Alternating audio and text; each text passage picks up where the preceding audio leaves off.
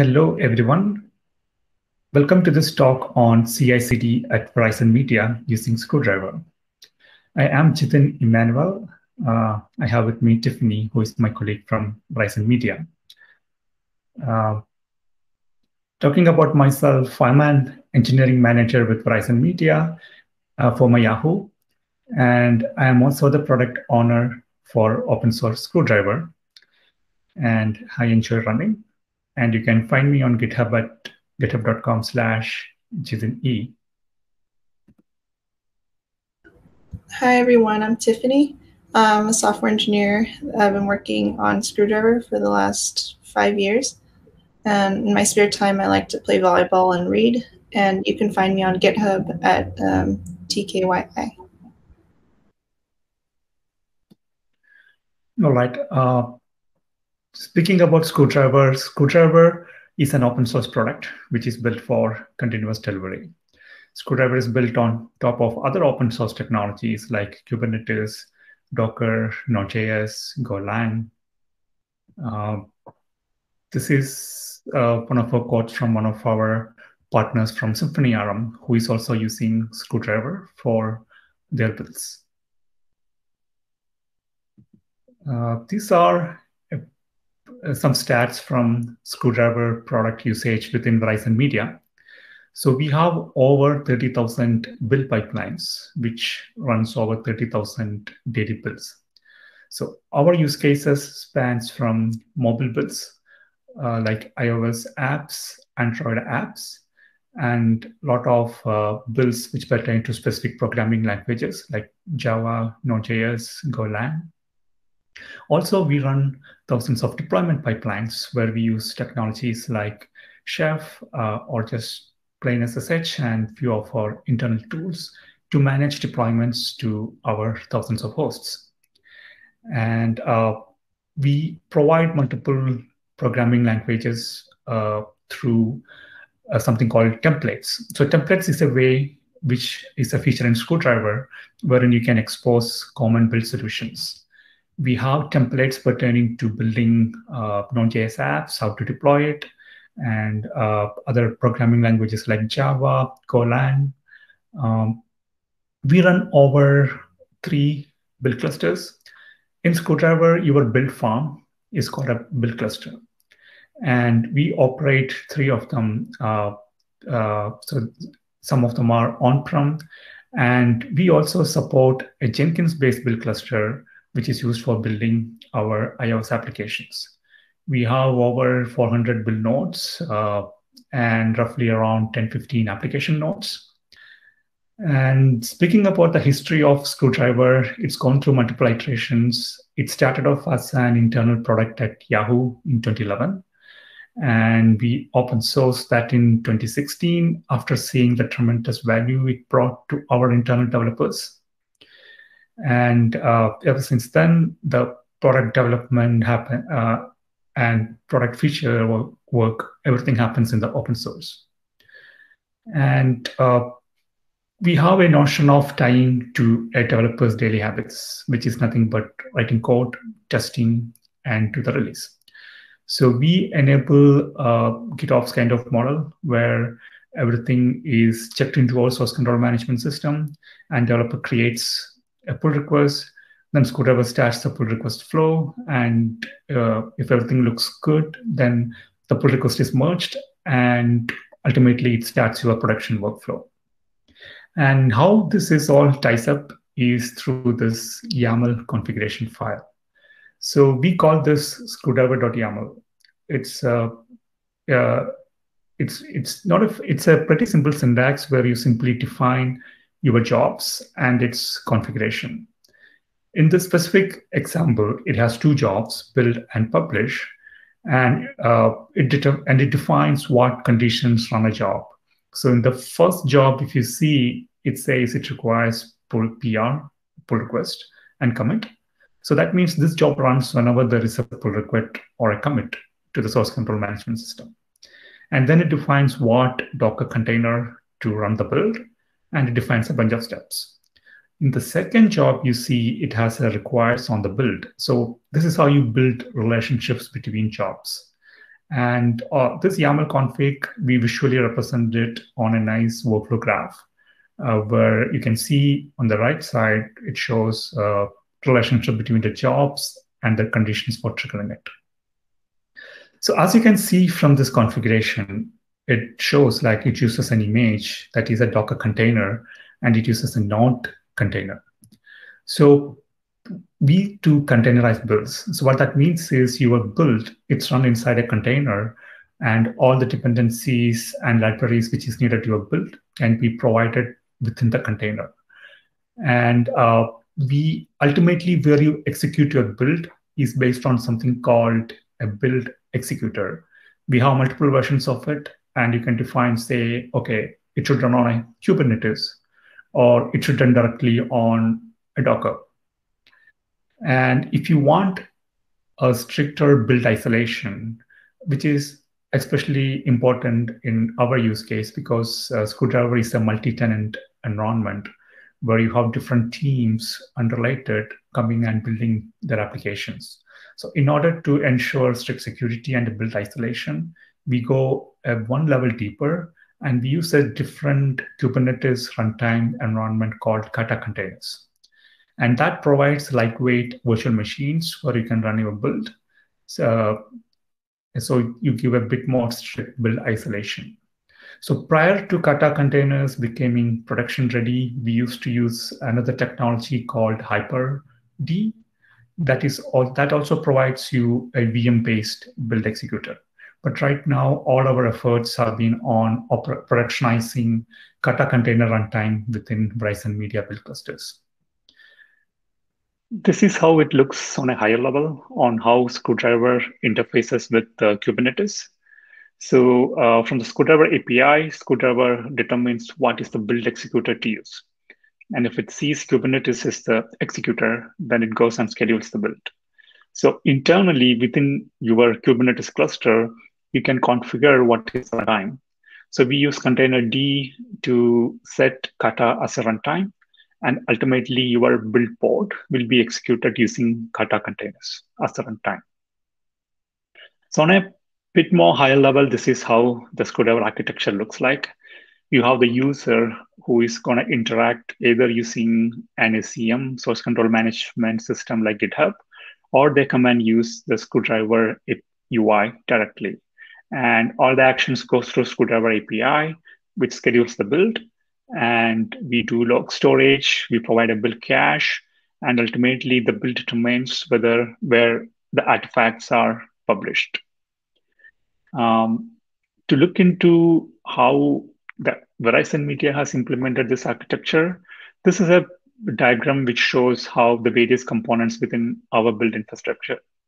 So we use an on-prem cloud model where Screwdriver application is deployed or running on AWS cloud, but our build clusters, they are running on our on-prem data centers so that it can talk to various internal systems.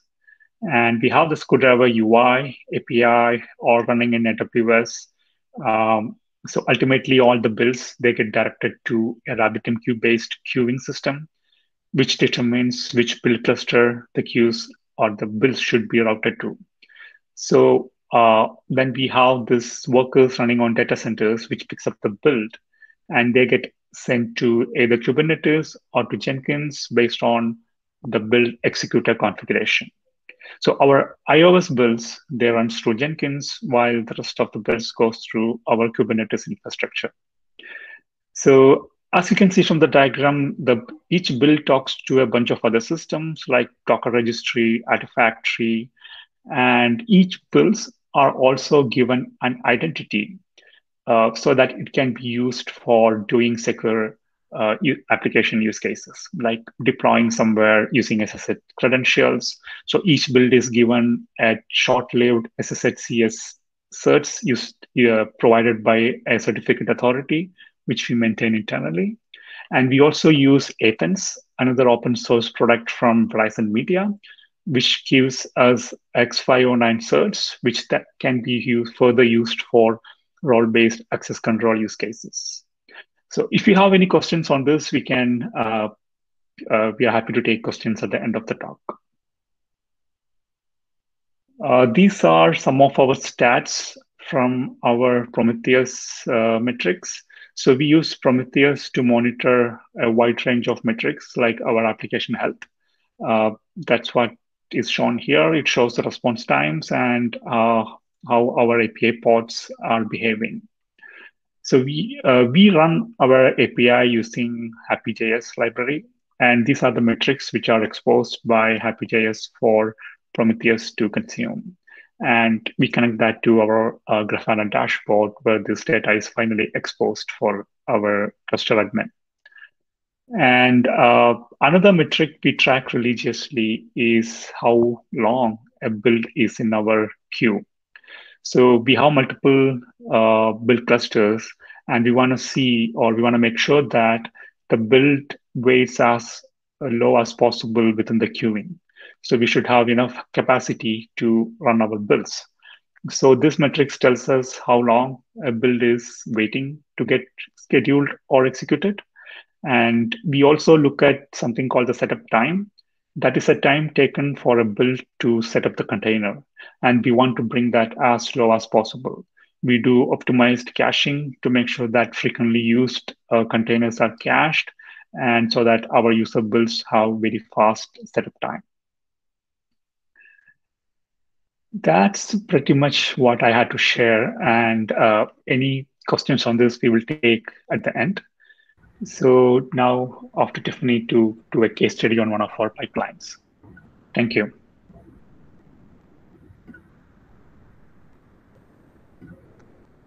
All right, so I'm going to do a demonstration of a couple of features in Screwdriver based on our API pipeline. So just to demonstrate our pipeline, here's an overview. There's a graph here. This is our pipeline page. And as you can see, there's each one of these bubbles is a job. So there's a main, publish, beta job. And the ones on the left are the ones that trigger this pipeline. So there's also some remote ones here, like this pipeline SD at 73 is pipeline 73, and you can navigate to it by clicking on the bubble directly. And what this means is once this artifact bookend finishes, not bookend, pipeline finishes running successfully, it will trigger this API pipeline to start at this main job. So just to give you an idea of what that looks like in code, here's our Screwdriver YAML, which is a configuration to set up the workflow for your pipeline and a bunch of other configurations. And just to do that connection that I mentioned earlier with the remote pipeline trigger, you just need to add another requires field. So the PR and commit are if a PR is merged or if a commit is merged, and to trigger your pipeline based on another one, you can just add another field with the pipeline ID and job. Some other features that we have in Screwdriver, as you can see here, we have annotations. So this annotations is just extra configuration. Some things, depending on how your cluster is set up, you can configure things such as what type of RAM or CPU you want to use. In this case, we wanted to opt for the turbo ones. Some other features we have are secrets. So instead of just adding an environment variable as on this line here, like node options, you can also add secret environment variables that are stored directly in Screwdriver. And by having this line here, just mentioning the name of the variable, it means that this main job will have access to this secret. And I can show you how the secrets are stored here on the Secrets tab in your pipeline. Here's a list of all your environment variables, and you can easily add more on this line here. Some other features we have that we're using. So I mentioned the concept of a job. So this main is a job here. There's also the publish job. And if you look at the lines 17 here, here's a list of all the steps that occur in main. It's just a bunch of commands that you might run from a command line normally. So in the publish job, we're actually replacing all of these steps by using a template. So template is just the idea of replacing a whole job. So the template will have similar things like a bunch of steps, what image, which is the Docker container that you're using, and all these things to kind of simplify your job configuration. And another thing we've done in this published job is we've added this command here. A screwdriver command is similar to a template in that it kind of simplifies your configuration, but instead of replacing a whole job, the command just replaces a step. So it might be like a bash script or something like that. So if you want to look for which templates are available, they're published publicly in your screwdriver cluster, so other users can also access them. So like here, you can search by namespace. Like I want to find all the Golang namespace templates. And you can look at what a template will do. So here it'll tell you how to use it, what steps are run in that template, and all the different versions available. Similarly, we also have a commands page that is shared as well. Some other things we're doing in this YAML, we also have this shared line here, which means instead of having to rewrite, like if all of your jobs want to use the same image, such as node 12 in this example, you don't have to write it over and over again in each job. You can just put it under shared. And let's say one of your jobs needs a different image. You can just replace it in the specific job that you want. And the last thing I'm going to mention in this demo is the cache. So we have this feature in Screwdriver called a cache, where you can reuse previously downloaded or installed modules or files or anything like that. So in this example, it'll be our node modules, and you can specify like what scope. And there'll be a link on the next slide for more details. But in this case, I'll show you really quickly. The previous pipeline that we're looking at, our API pipeline. If you look in the first step, in the teardown, there's a cache teardown step. And here it's uploading files to the cache. And then in the subsequent job, if you go to the publish job, you can see in the setup step, under the cache bookend, it's downloading those files. So it should save a lot of time, so you don't have to reinstall a bunch of things that you're going to share within the same event. And just to go back to the slides, this is a list of all the things that I just mentioned earlier in the demo, and a link to the documentation for it if you want to read more about it. And for users, we have an easily accessible screwdriver cluster that you can look at if you just want to read and like click around to see how screwdriver kind of looks and feels. Unfortunately, it's not open to the public right now because we use this to build our own screwdriver, but you can still log in as a guest and read and look at different pipelines. So here's a bunch of links. If you want to see our homepage, it's screwdriver.cd. And there's also documentation, contributing section, and we have a Slack and blog if you want to follow along. If you have any questions, feel free to ask or contact us now. So here's just our contact. Yeah, that's the end of our talk. Hello. Hi. Thank you everyone for listening. So we are open for questions.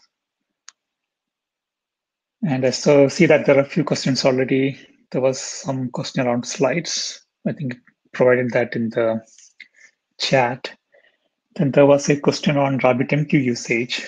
So that's an optional component which you can use if you have multiple build clusters. And it also lets you, if individual team says, okay, my build should only run in specific hardware, teams are free to bring their own build clusters, and that can be registered as its own build cluster.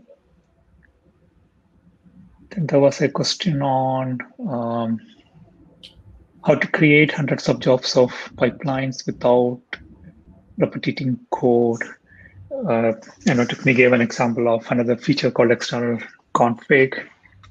Then there's also templates and shared commands where you can create reusable configurations. Then how much is this flexible with hybrid, cloud, non-cloud? So that's kind of the model in which we also operate.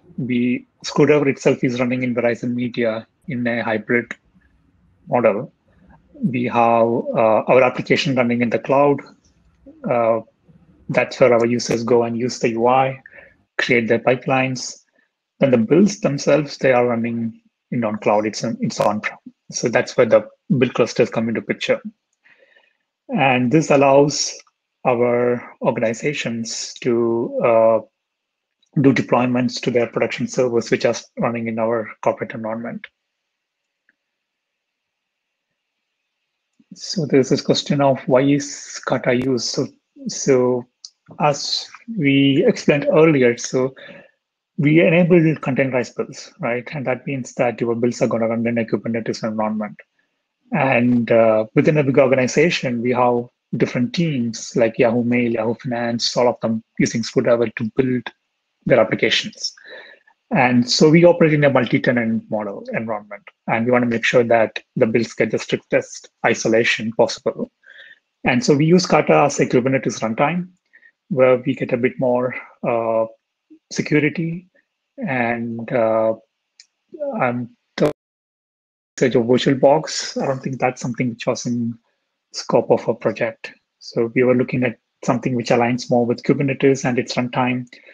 And Kata, we felt that aligns with our use cases. And that's why we went ahead with Kata after doing with prototyping on other technologies. Also, one thing I want to highlight is that Screwdriver is an open source project, and currently we are an incubation project with Continuous Delivery Foundation. So this has been a great experience so far, and I want to thank the foundation for the CDCon, conducting the CDCon and giving us an opportunity to talk about Screwdriver. And we are also participating in Hacktoberfest through our association with the Continuous Delivery Foundation. I think the details are in our homepage, screwdriver.cd. And if anyone is interested in contributing to Screwdriver via Hacktoberfest, we are more than welcome to guide you on setting things up. And we have I believe we share the slides. The slides has few useful links where you can see our documentation, our Slack channel where most of the team usually hangs. And yeah, we are more than happy to help. All right, if there are more questions, I think we'll hang around in the chat and try answering. But thank you everyone for your time. Greatly appreciate it.